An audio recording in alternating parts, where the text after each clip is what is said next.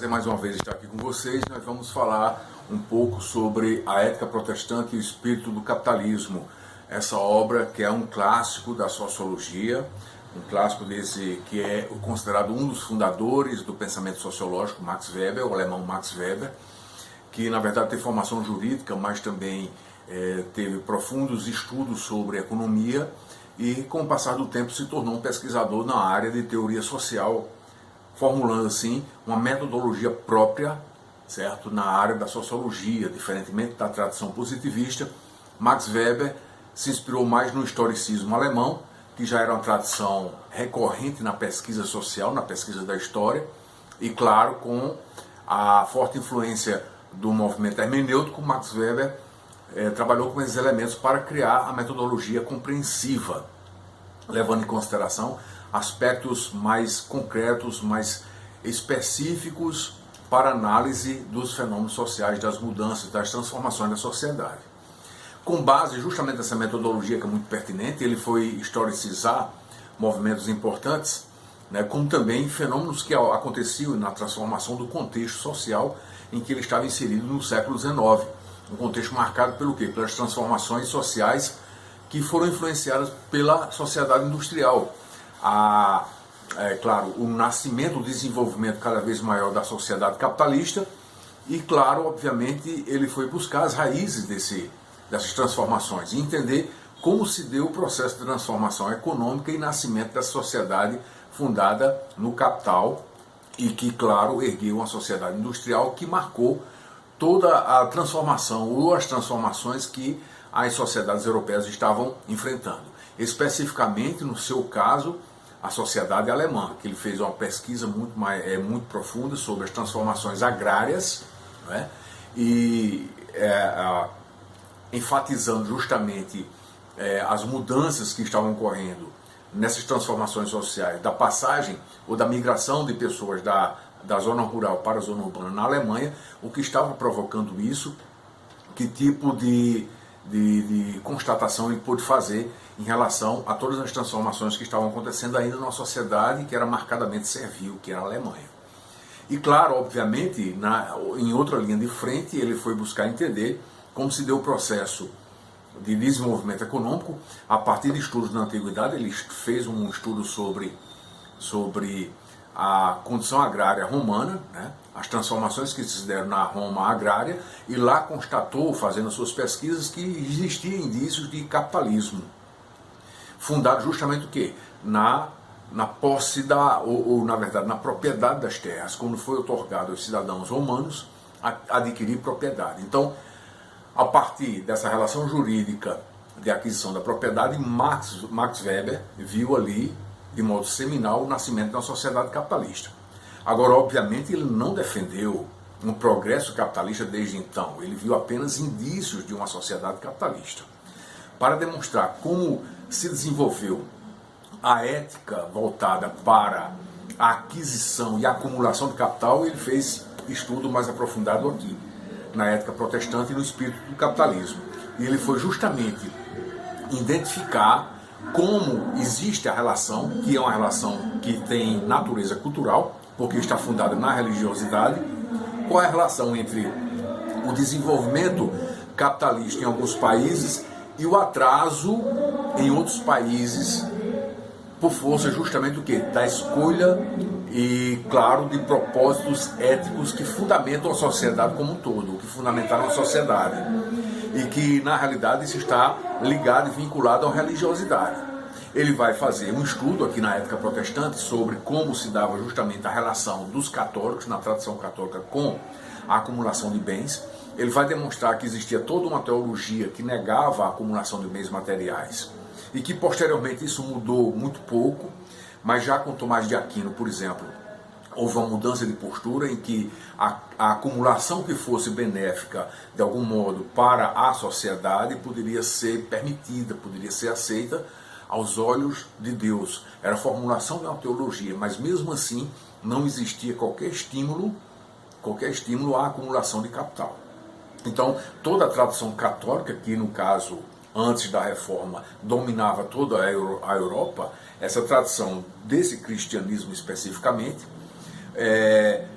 fez com que houvesse uma fundação de uma ética que rejeitasse a acumulação e que o trabalho, na verdade, tinha até, inclusive, uma missão diversa, de como se fosse justamente o quê? Uma bênção ou uma dádiva para que houvesse a acumulação e busca do bem-estar. Mas o trabalho era visto mais como uma espécie, vamos dizer, de labor, vamos dizer, a palavra mais específica é como se fosse um labor penitencial. E claro, mesmo que tenham ocorrido algumas mudanças da postura a partir da formulação da teologia diversa, com Tomás de Aquino, e outras pessoas, outros teóricos e teólogos cristãos que surgiram depois, mesmo assim não existia uma prescrição voltada para a população que pudesse ser defensável a partir da ética católica. E foi com a reforma que a postura mudou. O movimento da reforma, na verdade, trouxe uma série de consequências, de transformações importantes para a sociedade, inclusive a postura de oposição vamos dizer assim, a exigências do catolicismo em relação, por exemplo, a perdão dos pecados, como o cometimento de heresias, as indulgências, ou seja, a compra da salvação por nobres, por quem tinha dinheiro, certo? E, claro, obviamente, uma das oposições mais fortes levantadas por Lutero era justamente. Então, Lutero se opôs muito à suntuosidade do Vaticano, o luxo ostentado por clérigos de um modo geral, e isso fez com que houvesse uma postura, certo, diversa em relação a essa tradição que estava existindo dentro do catolicismo. Uma contradição que fazia com que os penitentes, os devotos do catolicismo, levassem uma vida bastante modesta, até muitas vezes miserável, e claro, obviamente, era permitido de alguma forma alguma acumulação, suntuosidade e luxo por parte dos clérigos, de quem fazia parte do clero. E com Lutero houve uma postura diversa de uma vida mais modesta, a defesa de uma vida mais modesta por quem pudesse de alguma forma propagar uma religião. E claro que o movimento da reforma tem outras implicações muito importantes também, implicações teóricas, implicações práticas de transformação social, etc. Mas isso que se chama ascese, que significa justamente de alguma forma uma postura mais comedida em relação a bens materiais, marcou muito vamos dizer assim, a tradição luterana. Só que posteriormente dissidentes de Lutero e dissidentes também de Calvino, então os dissidentes começaram a fazer uma interpretação, uma exegese diversa dos princípios bíblicos, inclusive entendendo que a ascese não deveria ser levada em consideração para fins de, vamos dizer assim, aquisição de capital e formação de uma economia que pudesse beneficiar as pessoas. A ascese deveria ser uma vida modesta, voltada para o quê? Para o distanciamento dos vícios, de vícios mundanos que pudesse fazer com que houvesse dispêndio de dinheiro com bebidas, com festas, etc. Então, a partir do instante que correntes como os anabatistas começam a entender diversamente os preceitos religiosos do protestantismo e entender que a ascese, ou justamente essa postura comedida em relação ao mundo material, pudesse ser especificada para não opulência e, claro, uma correção, uma vida mais frugal, mais comedida em relação aos vícios ou de vícios, mas que não impediria justamente o quê? Que houvesse a acumulação de bens para o bem-estar de uma comunidade, dos irmãos que pudessem de alguma forma ser beneficiados por isso. Inclusive a postura é diversa em relação, por exemplo, à caridade. Esses dissidentes, especialmente anabatistas e puritanos, eles têm uma postura diversa em relação à caridade. Eram menos propensos a fazer caridade do que os cristãos católicos e parte de um protestantismo. Essa baixa propensão dos puritanos em fazer caridade se pautava justamente no fato de que aqueles que poderiam trabalhar deveriam com o seu suor procurar o trabalho para para o seu próprio bem-estar. Então não deveria ser estimulado uma espécie de ociosidade. Então a negação da ociosidade, a negação de vícios, especificando a ascese, justamente nesse plano, certo? E uma relação mais amistosa e a crença difundida a partir daí, que não era contrário aos preceitos divinos, acumular, porque foi dado ao homem a possibilidade de crescer, de prosperar, de multiplicar bens para favorecer a sua própria existência na Terra. Foi isso que marcou a ética protestante e o espírito do capitalismo. Então se diz espírito do capitalismo, que a referência feita a essa terminologia por Max Weber, aos fundadores, aos pais fundadores norte-americanos, né, especialmente a Thomas Jefferson, que é justamente o espírito que marcou o progresso desse modo de produção capitalista que fez com que houvesse a ascensão dessa sociedade industrial, de uma sociedade mais calcada e difundida na divisão do trabalho. E em relação à divisão do trabalho é importante a gente ressaltar que, pois bem, como era encarada e como foi encarada a questão da divisão do trabalho.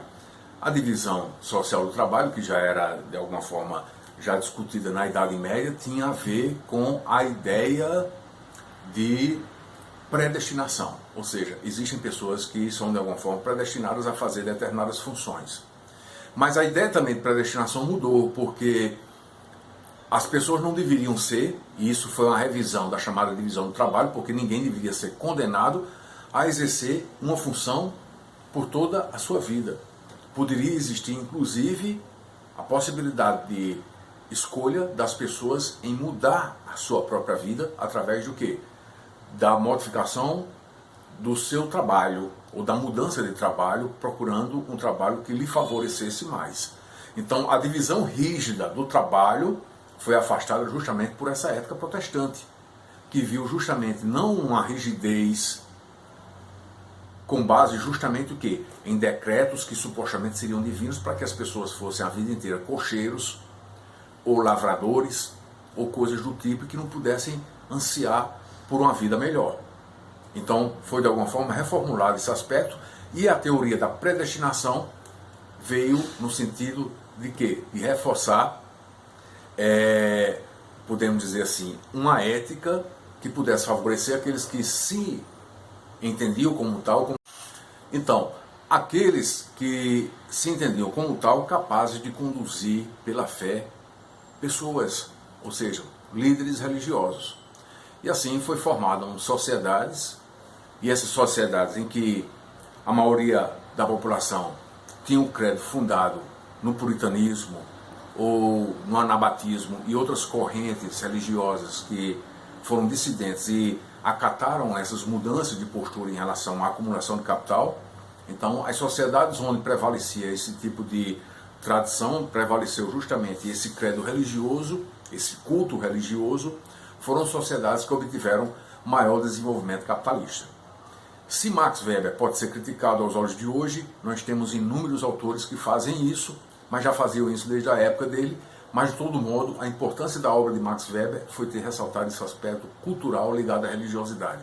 Não pode ser descartado de tudo, e que está, de alguma forma, atestando e constatando um processo histórico que se deu e que foi um fato concreto. E, claro, verificável. Ou seja, as nações em que prevalecia a fé protestante se tornaram nações mais prósperas. As nações que não professavam essa fé, como os católicos, isso na Europa, se tornaram nações ou permaneceram num relativo atraso. Bom, em síntese é isso. Existem outros aspectos que poderíamos ressaltar aqui, mas em síntese essa é a proposta das ideias que estão aqui, né, na ética protestante e no espírito do capitalismo. Um abraço a todos e até lá.